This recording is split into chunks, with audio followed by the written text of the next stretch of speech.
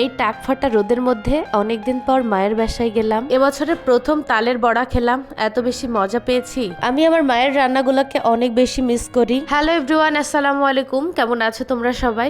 আশা করছি বেশ ভালোই আছো। আমরা আজকে এই রোদের মধ্যে কোথায় যাচ্ছি বলো তো? আজকে আমার একটা শুট আছে, তাই আমরা এখন বাইরে যাচ্ছি। আর বাইরে যাওয়ার সময় দেখলাম বাইরে এত পরিমাণ রোদ, মনে হয় যে সিদ্ধই হয়ে যাব। রোদ বৃষ্টি যাই হোক না কেন, যার কাজ তাকে তো করাই লাগবে। তাই আমরা রোদ বৃষ্টিকে উপেক্ষা করে বেরিয়ে পড়লাম। তোমাদের ভাইয়ের পিছে বাইক চড়তে আমার যে এত বেশি ভালো লাগে, মনটা চাই সারাদিনই ঘুরতে থাকি। আজ কয়দিন আকাশে এত সুন্দর একটা দৃশ্য দেখা যাচ্ছে, তোমরাই দেখো আকাশটা কতটা বেশি সুন্দর হয়ে উঠেছে। আমরা প্রথমে যাব সাতক্ষীরার মন্টু মিয়ার বাগান বাড়িতে, তো আমরা এসেই গিয়েছি। এখন আমরা ভিতরে ঢুকলাম, মাত্র 50 টাকার টিকিট কেটে আমরা ভিতরে ঢুকে পড়লাম। পার্কের ভিতর আসার পর আরিশাকে অনেক বেশি মিস করতেছিলাম।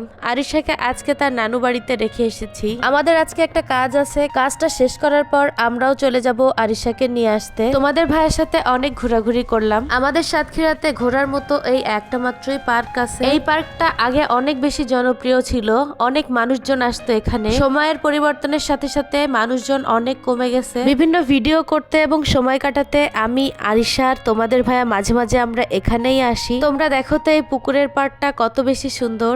আমার তো এখানে বসতে অনেক ভালো লাগে। আমরা যেদিন ভিডিও করি আরিশাকে রেখে আসি তার নানু বাড়িতে, আর ভিডিও টিডিও শেষ করে কাজকাম শেষ করে আমরা গিয়ে আরিশাকে নিয়ে আসি।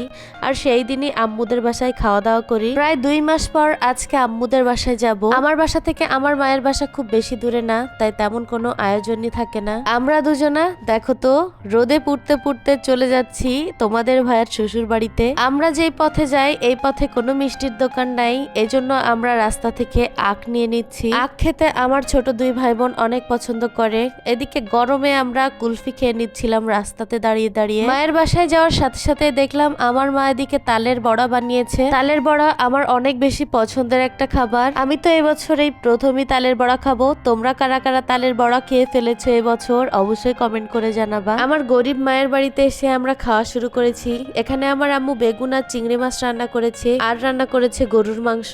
অনেকদিন পর মায়ের হাতের রান্না খাচ্ছি।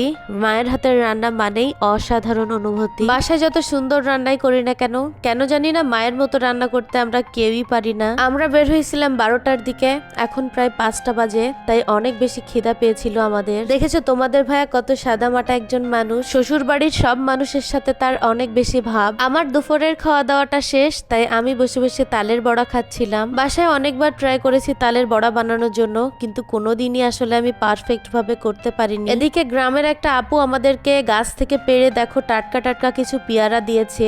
এত বেশি টাটকা ছিল পেয়ারাগুলো, দেখেই মনে হচ্ছিল ধরে খেয়ে ফেলি। আরিশা তার নানু বাড়িতে আসলে একটু বাসায় যেতে চায় না, তাকে জোর করে ধরে নিয়ে যেতে হয়। এদিকে আমার ছোট ভাইটা কয়টা বাইম মাছ ধরে নিয়ে আসছে, তোমরা দেখো। আজকের ভিডিওটা এখানেই শেষ করছি, পরবর্তী ভিডিও দেখার আমন্ত্রণ রইল। আজকের মতো আল্লাহ হাফেজ।